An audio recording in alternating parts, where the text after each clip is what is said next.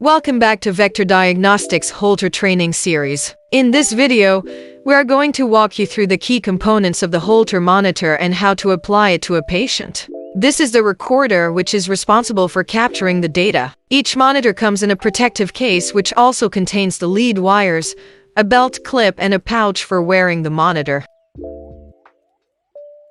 Before hooking the monitor up to the patient, ensure your license is plugged into the computer, along with the docking station, and there is no battery in the monitor. This is where you will load the patient information. Put the monitor in the dock and open the Philips software. Navigate to Tools in the menu bar, then select Recorder Utility. Enter the patient's first name, medical number, and the ordering doctor's name. Subsequently, click on the Write to Philips Recorder button. Confirm the programming's success by ensuring the appearance of the successful message. As quality is very important to us, we use 100% hypoallergenic and latex-free cloth electrodes, as well as alcohol, gauze, razors for chest hair, and 3M sandpaper tape for skin preparation. Use only 1 inch of the tape on your fingertip. It is important for patients to be aware of certain precautions while wearing the monitor. Firstly, patients are advised not to shower, swim, or bathe during the monitoring period. Second, they should continue their regular daily activities, especially those that may provoke symptoms. Patients will also be provided with a diary, which you will go over with them, to document specific symptoms or activities during the monitoring period. Explain the procedure to your patient and ask them to remove their shirt. Women may leave on their brasiers. Vector's model will remain dressed. Start by examining the patient's skin. If there are any sores or scars, avoid those areas but place the stickers adjacent to the affected areas. Now, let's dive into the Holter hookup procedure. This diagram illustrates the placement of electrodes. This can be brought into the room with you every time for quick reference. It is included on a clipboard in your equipment package. The red electrode should be at the top of the sternum, but not as high as the neck. The white and black electrodes appear much higher than they should really be. Kindly adjust these lower down on the rib cage. It is also advisable to space out the electrodes as much as possible to enhance the voltage and the readings. Position the brown electrode close to the lower end of the sternum, and place the green electrode on the upper left chest of the patient, just before the shoulder crease.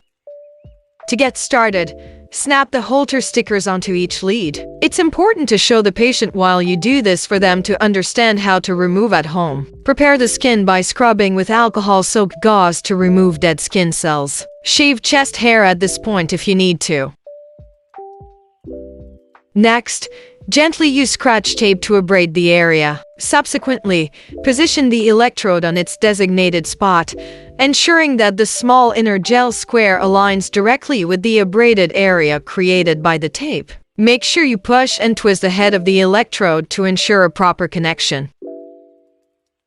Completing each of these steps is essential for a proper hookup that allows clear and accurate readings. No step can be overlooked. Once all the leads are properly positioned, insert the battery into the device and connect it to the monitor. Pay attention to the groove on the wire attachment, ensuring it aligns with the monitor in only one orientation. Confirm the patient information shown on the screen, then press the left arrow and enter key simultaneously to enter setup. The monitor should indicate that the leads are okay at this point. Following the tabs along the top, use the right arrow key to scroll through each tab, making sure you have a clear tracing with sufficient voltage on all 3 channels. Bypass the Start button and review the settings. You must indicate if the patient has a pacemaker by turning the settings on or off, and then be sure to verify the date and time.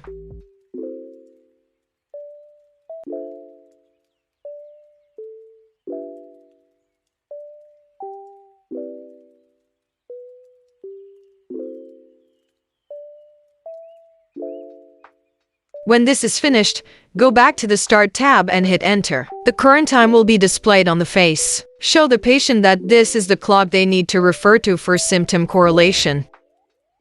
It is now the time to review the diary with the patient, emphasizing the need to keep the monitor dry and avoid using heating pads. Instruct them to record only wake time, sleep time, significant activity, or the indicated symptoms, noting the exact start time displayed on the monitor's face. Patients should continue their regular activities and document only the specific cardiac symptoms they have reported to their doctor, offering up to 5 examples. Finally, secure the pouch around the patient's neck and place the monitor inside.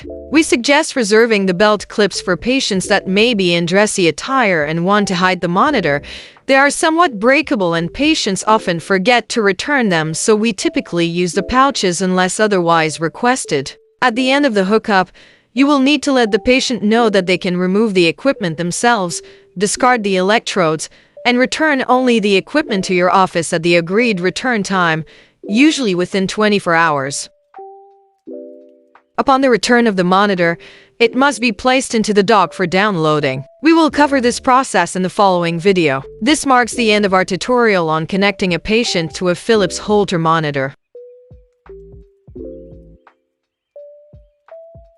If you enjoyed this video and would like to stay updated on our latest content, please show your support by hitting that like button and subscribing to our channel. Your feedback means the world to us. Thank you for watching, and we look forward to bringing you more valuable content soon.